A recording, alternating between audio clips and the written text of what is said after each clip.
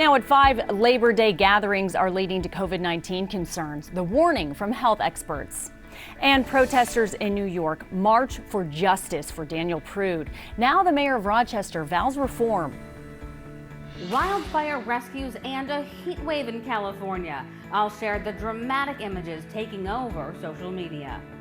Well, on this Labor Day, we are tracking heat, humidity with a very slim rain chance. I'll have your hour-by-hour forecast. And we'll connect the dots on why meteorologists think we should name heat waves.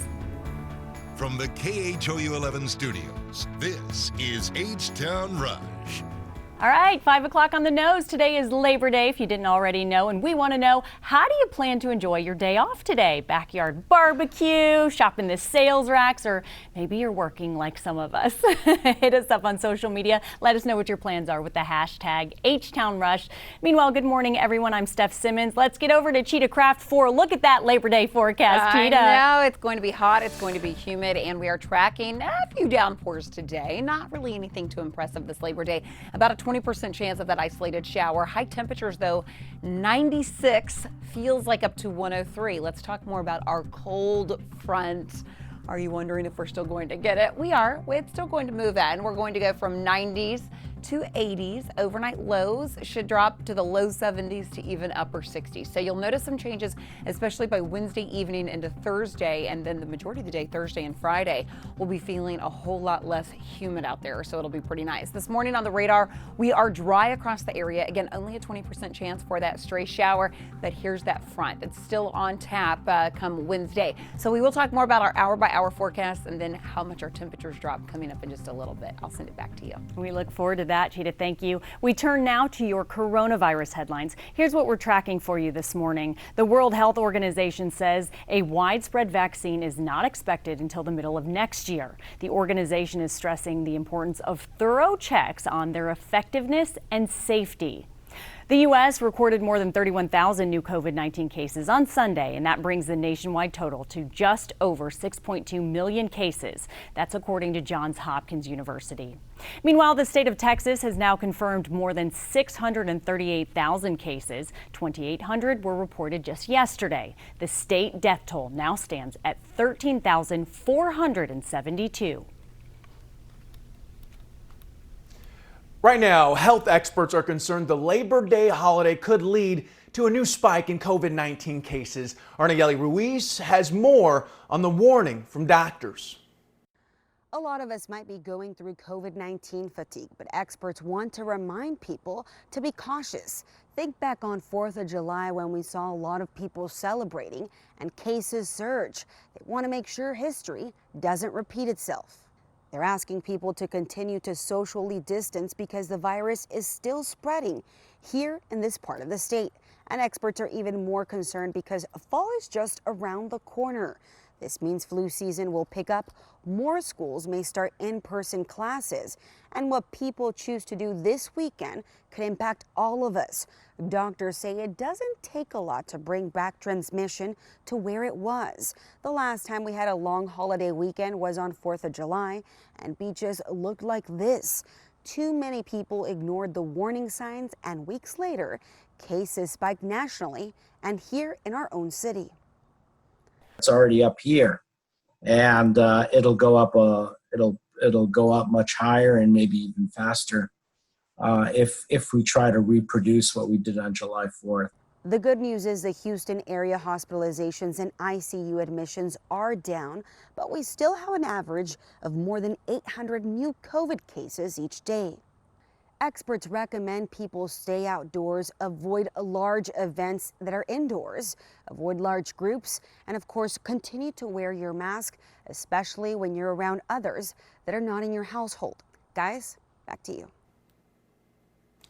Arnayeli Ruiz, thank you for that reporting this morning. And remember, if you have questions about COVID-19, just text the word FACTS to 713-526-1111. And we're going to send you a link with information on various topics. Nationwide, we have seen more than 100 straight days of protests. Last night, protests hit the streets in Rochester, New York for the 5th night in a row there. Last night's protests were led by church members and community leaders in an effort to help keep the peace, trying to keep it peaceful. Demonstrations erupted last week after video was released showing the death of a man named Daniel Prude while in police custody back in March. Yesterday, the city's mayor promised that reforms are on the way. We are doubling the availability of mental health professionals. We will take our family crisis intervention team out of the police department. The first 4 days of protests there were violent, but officials say much of that was caused by outside agitators. All 7 officers who were there that night back in March have since been suspended during an investigation. Over the weekend, New York's Attorney General said she's putting together a grand jury to investigate Prude's death. A deadly weekend on the water in Galveston and a boat parade for President Trump goes wrong. Here are the day's other big stories, starting with Jacob Blake talking from his hospital bed. Every 24 hours, it's pain, it's nothing but pain. It hurts to breathe, it hurts to sleep, it hurts to move from side to side. Jacob Blake says he is in constant pain from the 7 gunshot wounds in his back. Police in Kenosha, Wisconsin shot him during an arrest last month. Doctors say he may be paralyzed from the waist down. Blake had an outstanding arrest warrant at the time of the shooting. The officers involved are now on administrative leave. Congress gets back to work tomorrow. Democrats and Republicans are still at odds on a new COVID-19 relief package. Meanwhile, Michael Cohen is set to release a memoir about working for President Trump. The president's former lawyer accuses him of trying to cover up Russian interference in the 2016 election. A Labor Day tragedy. Authorities believe a 57-year-old man drowned while swimming with his daughter in Galveston. Another body found off the coast is believed to be a 16-year-old boy who disappeared while swimming on Saturday night. 5 boats sink during a boat parade for President Trump on Lake Travis near Austin. Travis County deputies received several calls about the boats taking on water and capsizing. Officials say 3 boats were towed out of the water, 2 remained submerged. No one was hurt. HISD goes back to school virtually tomorrow and will also reopen curbside meal service for kids as well. The meals will be offered Monday through Friday at 86 schools. And those are the big stories on this Monday morning. It is like hell on earth in some parts of California as people not only deal with wildfires, but record-breaking heat too. I'm talking over 120 degrees. Imagine being told to wait for rescue in a lake so you don't burn. That's what's happened to dozens of campers over the weekend trapped by the Creek Fire. Absolutely frightening. More than 200 people at a campground had to be rescued by the military after the fast-moving fire in central Cali burned at least 70,000 acres so far.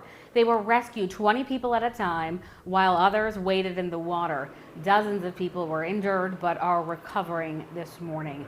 And the images popping up on social are really something. Several videos like this one show people trying to drive out to escape.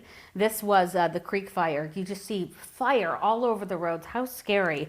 And then there's this. This was taken from a commercial airline passenger in the sky. Her name is Talia. I think this is called the pyrocumulus cloud. I'm going to have to check with Cheetah on that one, but isn't that something? Just all smoke up there, amazing.